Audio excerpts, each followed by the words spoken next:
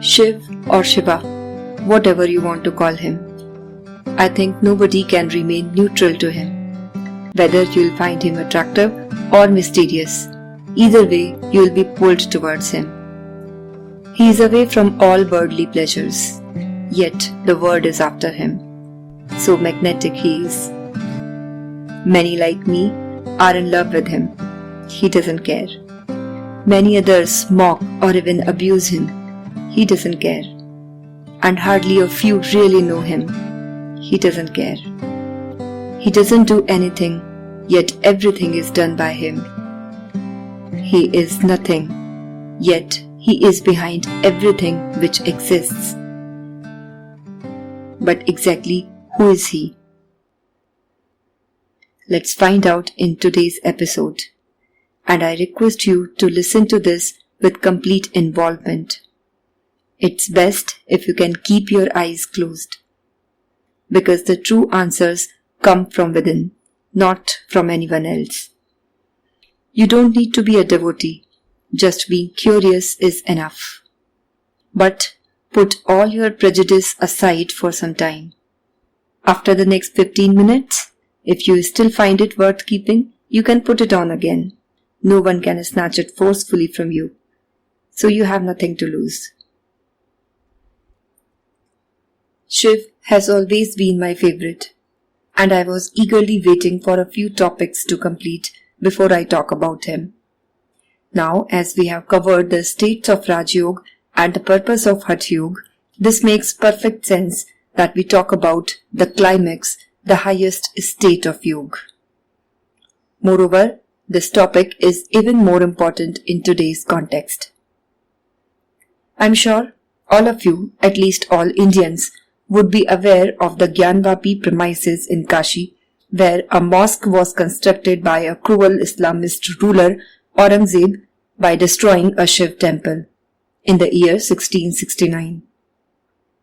But no matter how deep you bury the truth, it comes out sooner or later. And so, because of the efforts of a few strong people and the faith and patience of millions, the truth is coming out. But as anticipated, there are many who are still denying the truth. That's because of their own vested or personal interests. However, it is disheartening to see people mocking a shivling and relating it to the male organ, not because it is derogatory, but because it's too literal and devoid of any real knowledge of the fundamentals of the Creator and the creation. So today, I'll talk about both Shiv and Shivling, for those who have the curiosity to know. Those who want no real knowledge and just want to mock will anyways continue to do so.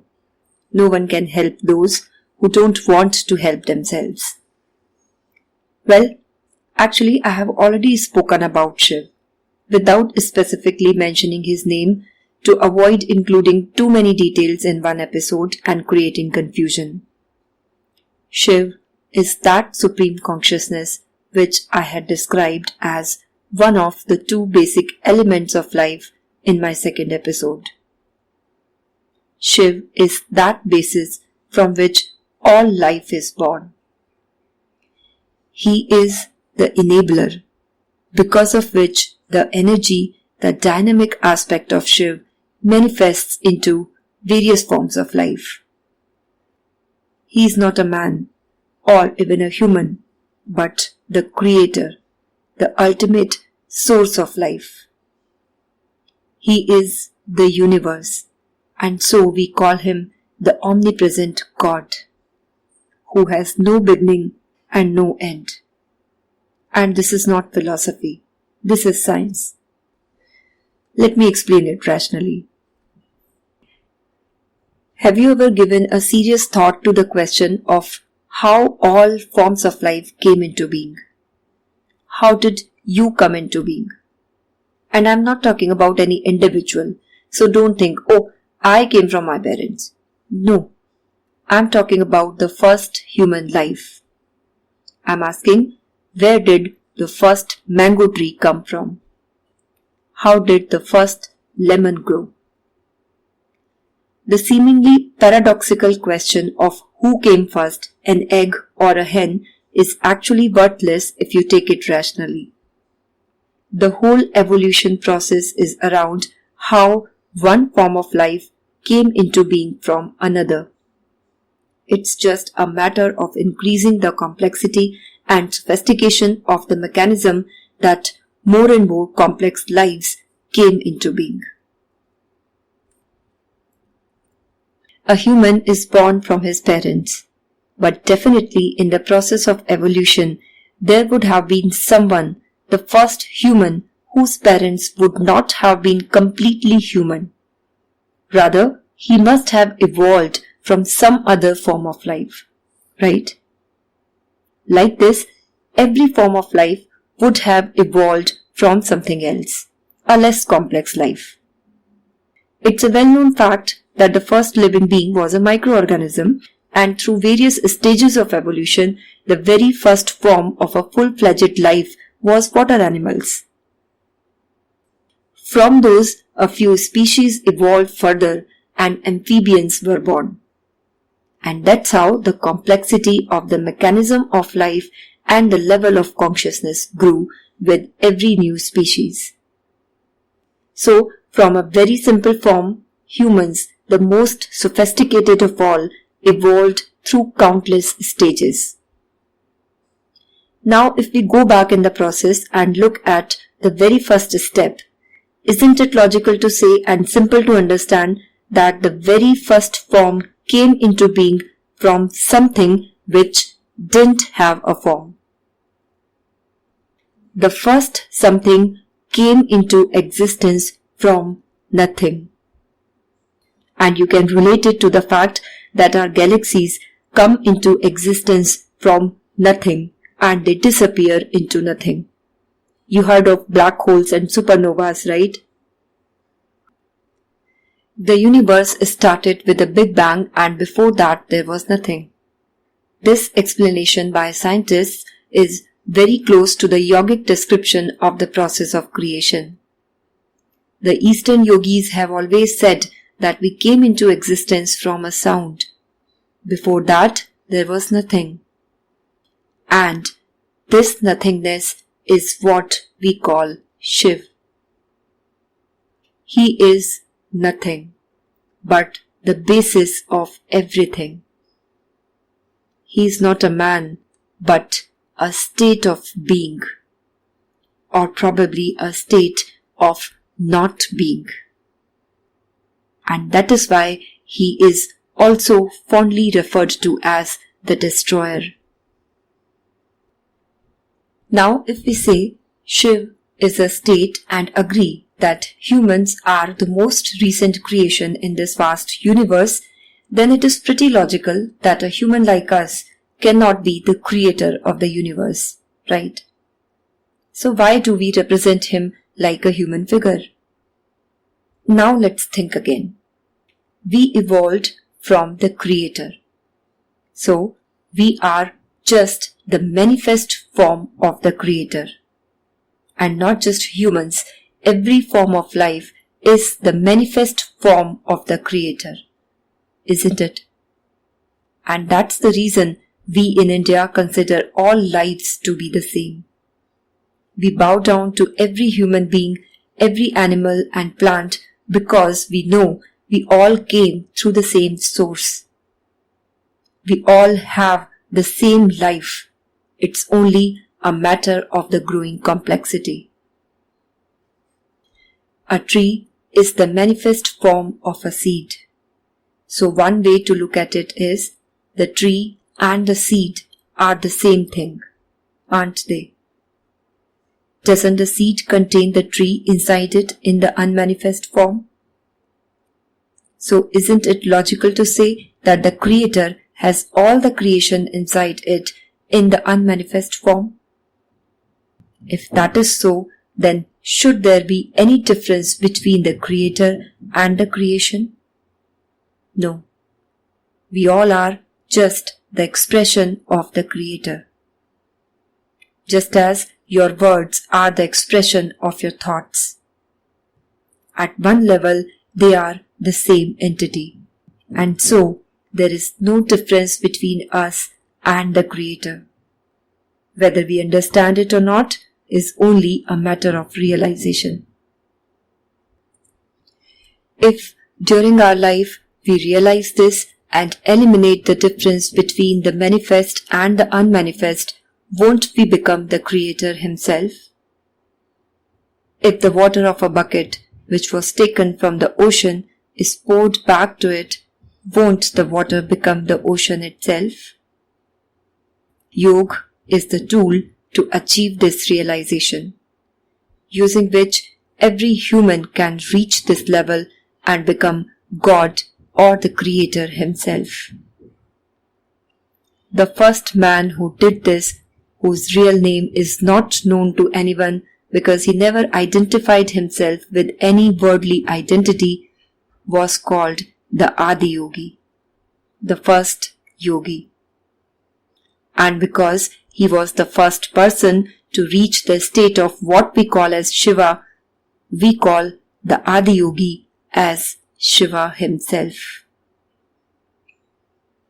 So the one who we see as the human form of Shiv is none other than the Adi Yogi, the first man who gained the knowledge of yoga and became one with the Supreme Consciousness. It's from him that the knowledge of yoga came to be known to other people. So Shiv is not a man, but every man or woman for that matter can become Shiv, because this is a state, the ultimate aim of all yogic practices. And that's why in Hinduism we worship God in both ways, formless or nirgun, and the one which has a form or sagun. Sagun being a manifestation of nirgun. Those who can connect with nirgun don't need to visit any temple or worship any idol. But for most of us, it's easy to relate to a form rather than relating to something which is formless. So they worship the sagun through their idols. Those who find Murti Puja or the worshipping of some humans as non-scientific, they are far from knowing the Creator and the creation. Anyone who has raised himself to the level of becoming one with the omnipresent creation is worshipped as God, as a divine entity. With the same concept, anyone who achieves a certain height in their field of work, which is considered to be unimaginable by others, is said to be the god of his field. And that's why we don't mind when people refer to someone as the god of cricket or the god of music or whatever else. They are the epitomes of their fields. Now when you understand that Shiv or Shiva, though represented by the human form of Adi Yogi, is not a human in himself, definitely not a man, how can Shivling be the representation of a man's body part, as is spread by some who have been brainwashed to the extent that they would kill people in the name of a god they don't even know. Had they known him, they won't have a limited identity. They would have realized that no matter what you call him and how you describe him, there can be only one source of creation.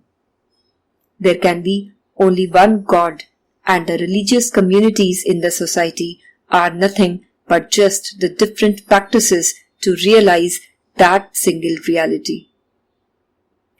This is not only absolutely illogical but also malicious if someone spreads anything with no intention of exploring the profoundness of Indian culture and knowing the real meaning of our practices. And it's not because of any emotions that I am saying this. Even if you don't go into details as to what it really is, you can apply a very simple logic if you know a bit of the Sanskrit language. The word ling or linga, whatever you call it, depending on whether you live in the north or south side of India, means the form. And that's why the Sanskrit words purling and striling denote the male and the female forms. Had ling meant what is being propagated maliciously, think for yourself how would the words striling and napunsakling made sense. Simple logic through the knowledge of the language, isn't it? Now the question is what Shivling really is. So let's understand this now.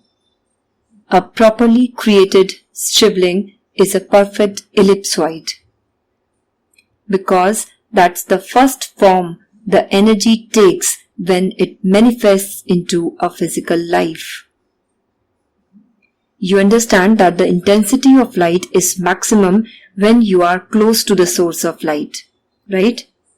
So the first physical form should be the one which can hold the most intensified form of the manifest energy, because it is closest to the source of creation.